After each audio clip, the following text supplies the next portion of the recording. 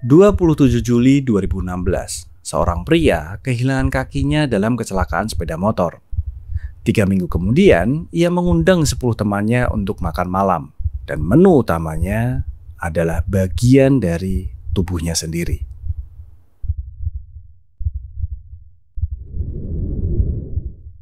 Ini bukan cerita tentang kegilaan. Ini bukan cerita kasus kriminal. Ini tentang pertanyaan yang tidak pernah kita berani tanyakan, meski jawabannya sudah ada di dalam kepala kita selama ini. Kita selalu mengatakan, tubuh ini milikku. Tapi kalau tubuh ini milikku, berarti tubuh ini bukanlah aku. Jadi, siapa sebenarnya aku?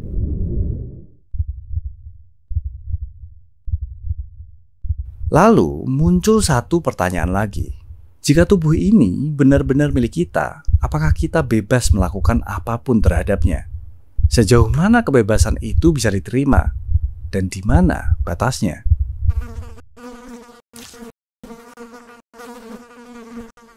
Kebebasan. Kita tahu kebebasan absolut tidak pernah benar-benar ada. Karena pada akhirnya, kebebasan setiap orang akan dibatasi oleh kebebasan orang lain. Kita tidak bisa membunuh, tidak bisa mencuri, tidak bisa menyentuh milik orang lain tanpa izin. Itulah batas, dan kita hidup di dalam batas itu. Tapi, bagaimana jika seseorang mengambil kebebasan yang sepenuhnya mutlak hanya untuk dirinya sendiri, tanpa menyentuh orang lain, tanpa mengganggu siapapun, hanya tubuhnya, dirinya, miliknya sendiri? Jika kita mencuri makanan orang lain dan memakannya, itu salah. Tapi kalau kita memakan apel milik kita sendiri, itu sah. Kita memakan makanan milik kita sendiri. Tapi, bagaimana jika yang kita makan bukan apel, melainkan bagian dari tubuh kita sendiri? Apel itu milikku, begitu juga tubuh ini. Tubuhku adalah milikku. Tapi jika aku benar-benar memilikinya, mengapa pertanyaan itu terasa begitu salah? Apa yang sebenarnya kita takutkan dari kebebasan yang sesungguhnya?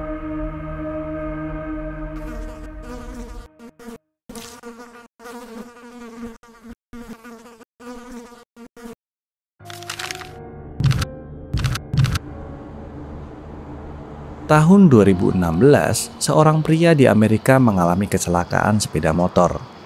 Kakinya rusak parah, amputasi tidak bisa dihindari. Tapi apa yang ia lakukan setelah operasi benar-benar mengubah keseluruhan kisahnya. Ia meminta satu hal kepada tim medis, agar potongan kakinya tidak dibuang. Ia ingin membawanya pulang. Secara hukum di tempat ia tinggal, tidak ada larangan untuk menyimpan bagian tubuh sendiri setelah amputasi, selama tidak membahayakan orang lain. Dan itulah yang ia lakukan.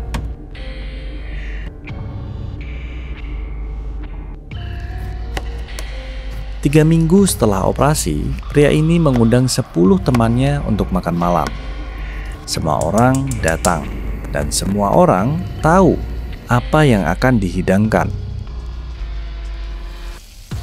Pria itu memasak bagian dari kakinya sendiri, dipotong kecil-kecil, ditumis dengan paprika dan bawang putih, ditambahkan saus barbecue, lalu disajikan dalam bentuk taco. Teman-temannya tahu, mereka sempat memandang satu sama lain, tapi kemudian mereka tetap memakannya.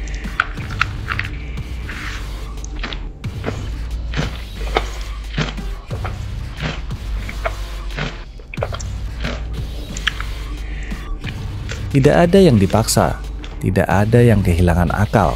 Semua benar-benar dalam keadaan sepenuhnya sadar. It was almost like venison. It doesn't feel that weird. But remembering where it came from makes me unable to stop thinking about it. Ia tidak sakit jiwa, tidak sedang delusi, tidak dalam tekanan, tidak ada korban. Dan anehnya, tidak ada hukum yang dilanggar. Lalu, apa yang sebenarnya telah ia lakukan?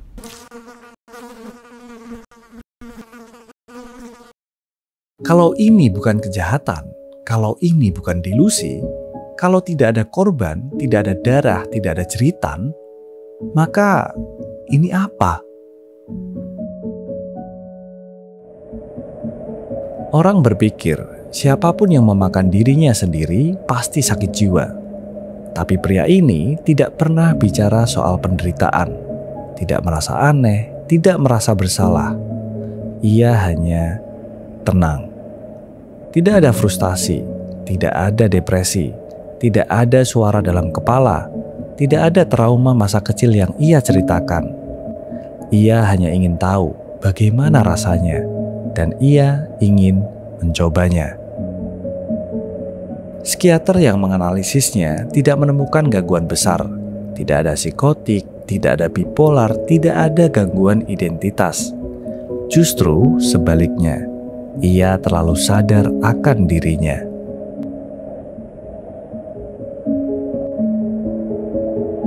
Ini bukan kegilaan, ini bukan pembangkangan. Ini adalah bentuk kebebasan yang begitu sunyi, hingga tak satu pun sistem bisa menjangkaunya.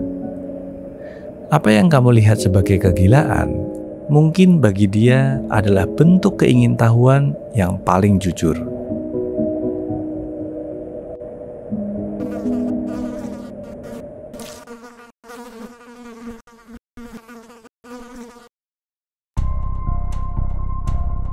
Kita sering bilang, tubuh ini milikku. Tapi kalimat itu membingungkan, karena kalau tubuh ini milikku, maka aku bukanlah tubuh ini. Jadi, siapa aku sebenarnya? Apakah aku adalah tubuh ini? Atau aku cuma tinggal di dalamnya seperti penyewa di rumah yang tak pernah bisa aku miliki? Saat tubuh itu utuh, aku menyebutnya diriku. Tapi saat bagian dari tubuh itu dipotong, dimasak, dan diletakkan di atas meja, apakah dia masih aku atau sudah menjadi benda lain yang tak punya hubungan apa-apa denganku? Kalau aku bisa memasak tubuhku sendiri, memakannya, dan tetap hidup, tetap sadar, tetap merasa utuh, maka tubuh hanyalah daging. Tapi jika tubuh hanyalah daging, kenapa otak menolak melupakannya? Orang yang kehilangan kakinya masih merasa gatal di kaki yang sudah tiada, masih merasa nyeri, tertekan, seolah tubuh yang hilang belum benar-benar pergi. Mereka menyebutnya phantom limb, sebuah bayangan tubuh yang tak bisa dihapus. Otak terus menyimpannya, bahkan ketika dunia nyata sudah membuangnya. Kalau tubuh bukan aku, kenapa aku bisa merasakan bagian yang tidak lagi ada? Tapi kalau tubuh adalah aku, kenapa aku bisa memakannya dan tetap hidup? Mungkin aku bukan pemilik tubuh ini, tapi tahanan di dalamnya, dan tubuh ini adalah penjara yang tidak bisa aku keluar darinya.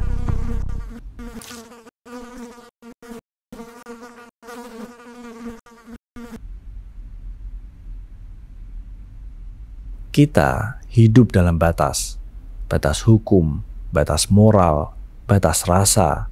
Tapi kadang seseorang melakukan sesuatu yang tidak melanggar apapun, namun tetap terasa seperti kesalahan. Seseorang memakan bagian dari tubuhnya sendiri, bukan karena lapar, bukan karena gila, tapi karena dia bisa dan karena dia ingin. Tubuhnya miliknya, tapi apakah kepemilikan itu cukup untuk menjelaskan semuanya? Jika aku bisa memakan tubuhku sendiri dan tetap merasa utuh, maka aku ini apa? Jika tubuh ini milikku, kenapa aku tidak bisa lepas darinya? Dan kalau tubuh ini bukan aku, kenapa aku masih bisa merasakannya? Bahkan setelah ia menghilang. Ketika ditanya, bagaimana rasanya makan dagingnya sendiri? Pria itu hanya menjawab, biasa saja.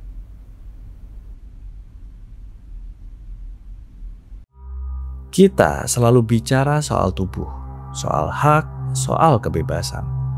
Tapi mungkin yang paling menakutkan bukan tentang apa yang bisa kita lakukan terhadap tubuh kita, melainkan seberapa sedikit kita benar-benar mengenal siapa yang tinggal di dalamnya.